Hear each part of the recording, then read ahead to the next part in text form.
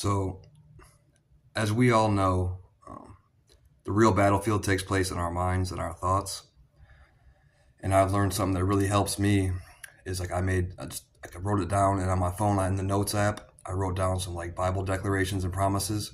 That way, when I do get like a mental attack, I can just say over to myself, and it doesn't even have to be out loud. I just say, greater he who is in me than he who is in the world, or I take every thought captive and make it obedient to Christ. And I never really understood what that meant before. I'd always heard, to take every thought captive, but basically, if you get a thought that pops in your head and it doesn't align with God and Christ, and the only way to get to know God, the Lord Jesus, is to read His Word and spend time in prayer and just learn about Him.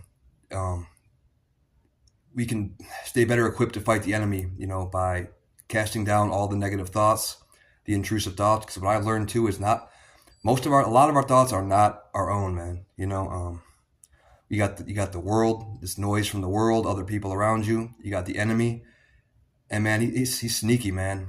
The enemy is super sneaky. He's good at his job. That's why he's the father of lies, and he'll orchestrate a lie in such a sneaky way that it sounds believable. It'll sound like yourself, but man, we just gotta really like buckle down and just like really take every thought captive, because that's the real battleground. The battlefield is the mind, man. Our thoughts. And like before I came to Christ, I figured every thought was my own, so it was like I'd run with the first thought that would pop in my head. But now I've really got to the point where I'm like, man, I really analyze all my thoughts, man, because sometimes, like I said, it'll pop up there and it's sneaky. It might not be like, red flag, this is the enemy speaking. Like I said, he'll disguise it to sound like your own flesh, and sometimes it is your own flesh. It's not always the enemy either. It's not always the devil.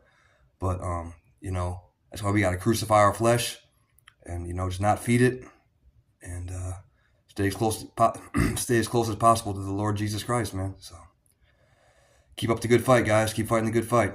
Hope you all have a good day. Peace.